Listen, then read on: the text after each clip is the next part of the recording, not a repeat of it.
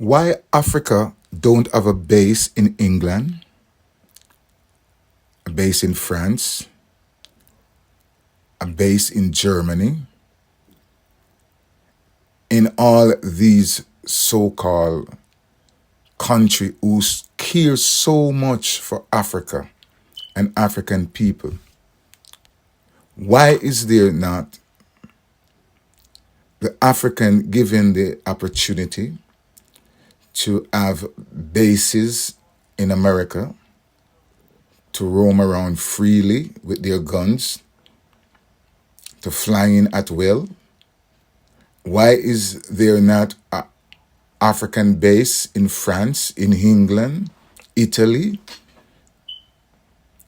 and all these countries that would seek to go into Africa to rob the people of their revenue and to set up military bases in these countries?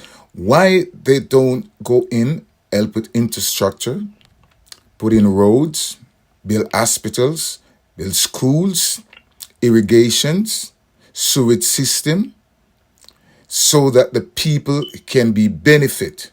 Why is there so many military bases in Africa that doesn't help to improve the infrastructure or the people's standard of living? Who are they protecting? What are they protecting? Who are they assisting?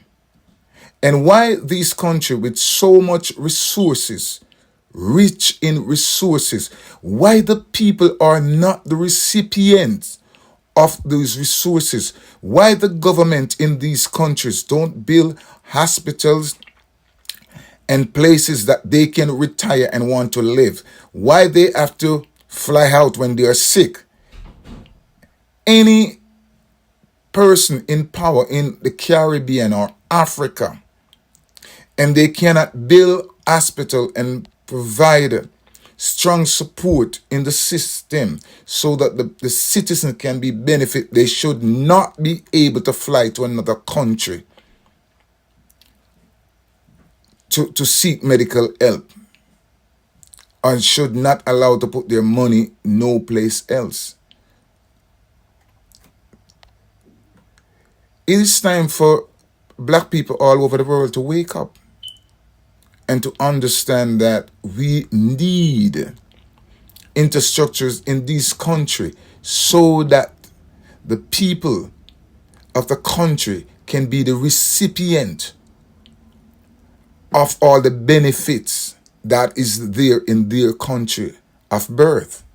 Why is it that we as Caribbean people and African people have to embarrass ourselves to get a visa just to say we go to another country to make a better life? Why can't our government help to make sure the citizens of the country, when they're signing deal with these crooked IMF people who would make deals with them and give them loans at rates that will sink the infrastructure of their country, all these leaders just seem to take theirs off the top and say to hell with the rest of the people, because this is not a good loan, it's a bad loan, but I'll just take it and take mine off the top and put my money in elsewhere.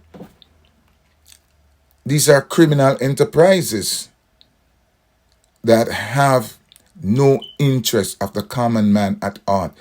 Africa, a continent that is rich in resources, why the people are living in shambles? Know what to make of it. There are people in these countries who read everything that we read, have a certain nostalgia for Russia, especially in countries, bordering countries where the Wagner Group is present. Sometimes they get a sense that the Wagner Group is doing something good for those countries. We saw this in Burkina Faso, but I'll not read too much into it at this point. I mean, people can wave any flag they want to send all kinds of messages. At this point, I'll not read much into it. What's your sense of what of the military's involvement here? Because it's interesting. The U.S. has a good relationship with the Nigerian military. But if their leaders are involved in this coup, this sort of, it's almost as if the U.S. that's not a comfortable place for the U.S. to be. It looks like we're helping train the people who helped do the coup here. What's your understanding of the situation? It's always challenging for the United States because in the U.S. there are so many laws that will trigger reaction to this kind of things. And this is what we see Secretary of State Antony Blinken struggling to define this as a coup. He calls it as an attempt to take power by force and so on. I think in the case of Niger, Niger is so important. It's one of those countries that are still standing in the region, trying to cling into democracy. But it's also very important because of the location. We always talk about location. This is equally important when you're fighting terrorism. Niger borders Chad, it borders Libya, it borders Algeria, it borders Burkina Faso, it borders Mali. It's a tough neighborhood.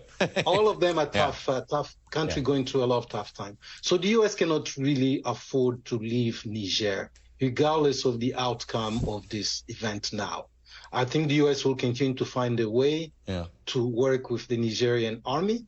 But I think it's also important that we understand that even when we talk about democracy, that's not enough. Mali used to be a democracy.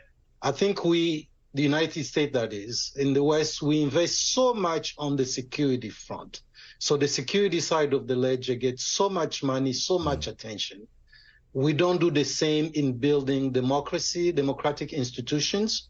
We don't do the same in putting money in the social welfare of the populations. So there's a major gap. I've always said, if a country like Niger, with its democracy and democratic experience, or a country like Mali, when it was a democracy, were in Eastern Europe, they would have received a lot of support. Right. That does not happen when it comes to Africa. We talk one thing, we work a different thing. No. And that is problematic. The Eastern European example is a terrific one. The amount of non-military aid that we would send over versus what is there. Let me ask you this. What is your sense of the population in Niger?